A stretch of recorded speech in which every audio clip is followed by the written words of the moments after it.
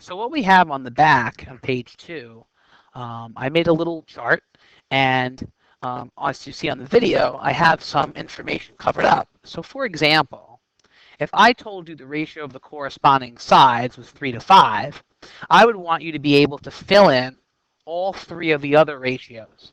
So what we saw before was that if the ratio of the corresponding sides is 3 to 5, the ratio of the perimeters is identical. So it is also 3 to 5, or you can write this as a fraction 3 to 5, like that. As we saw before, if I knew what the ratio of the corresponding sides was, I square the numbers to get the ratio of the areas. So 3 squared is 9, and 5 squared is 25.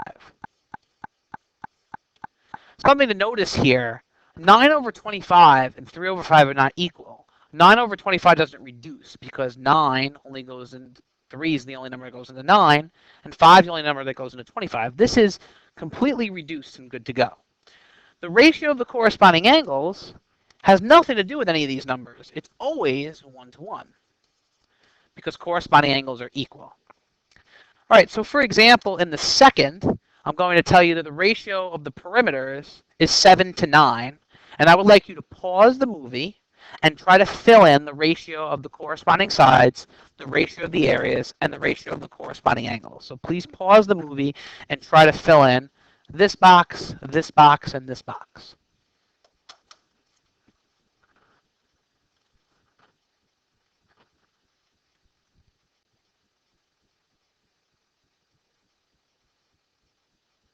As we discussed, the ratio of the perimeters and the ratio of the corresponding sides are always equal. So the ratio of the corresponding sides is just 7 to 9. If I know the ratio of the corresponding sides or perimeters, I would square those to get the ratio of the area. So 7 squared is 49, and 9 squared is 81. So this would be 49 over 81. And guess what? The ratio of the corresponding angles, always 1 to 1. All right, next example. I'm telling you the ratio of the areas is 25 to 36. And I would like to find the ratio of the corresponding sides and the ratio of the perimeters. Well, if I want to go forward, say from the corresponding sides to the ratio of the areas, I squared the numbers. So this is 7 squared, and this is 9 squared in the second example. If I want to go backwards from squaring, we take the square root. So the square root of 25 is 5, and the square root of 36 is 6. So to always go backwards, you take the square root from the area ratio to get your corresponding sides ratio. And we know that that's equal to the ratio of the perimeters. And guess what? The ratio of the corresponding angles, having nothing to do with anything else, is always 1 to 1. All right. I would like you to try this example. The ratio of the perimeters is 4 to 9, so I want you to pause the video and try this example.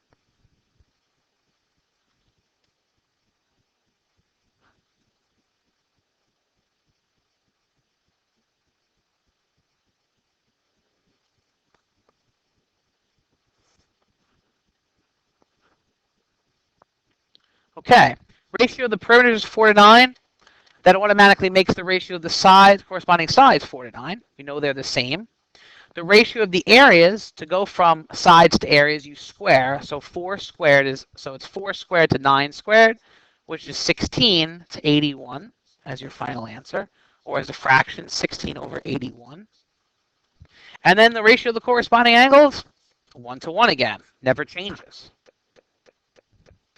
All right, boys and girls, I would like you to try this one. I'm telling you the ratio of the areas is 5 to 6. The ratio of the areas is 5 to 6. So pause the video and give that a shot.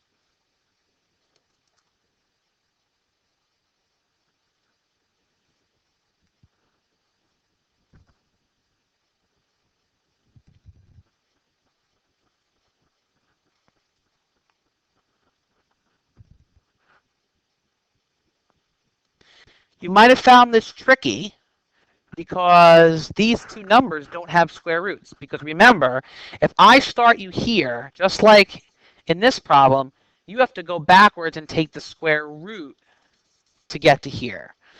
But just because you physically can't find a number that when you multiply by itself you get 5 doesn't mean that you can't symbolize that you tried that. So what we're going to do is the corresponding sides ratio, we're going to write simply square root of 5 to square root of 6. Now, something to keep in mind, the answer is not 25 to 36. That would be going the wrong direction. I gave you the areas, so you have to take the square root to go backwards to the corresponding side ratio.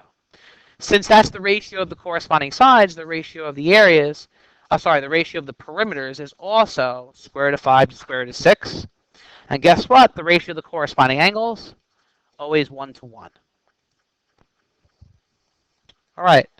Next up, if I told you the ratio of the corresponding sides was x over y, we could do this with algebra.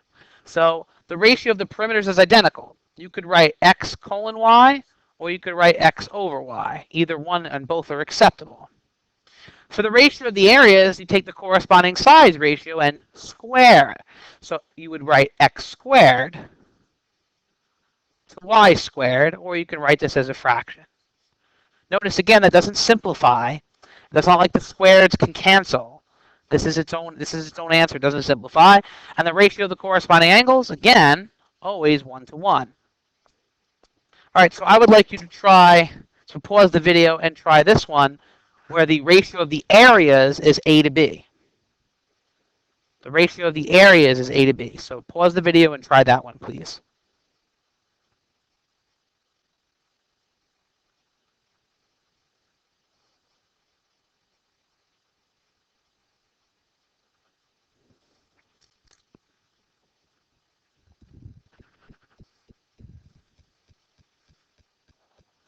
Just as in this example, the one with the 5 to 6 ratio, you need to take the square root of A and B to go backwards to the corresponding sides ratio.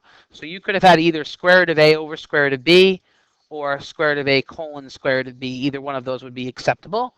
And that's identical for the ratio of the perimeters.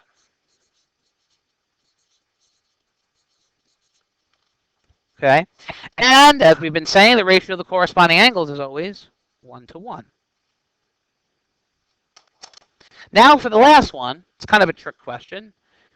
If I told you the ratio of the corresponding angles is 1 to 1, could you get the other ratios? So think about that question for a minute.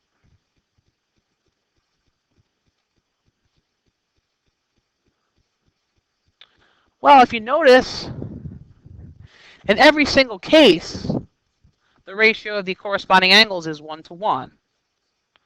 So, but all these other ratios are completely different.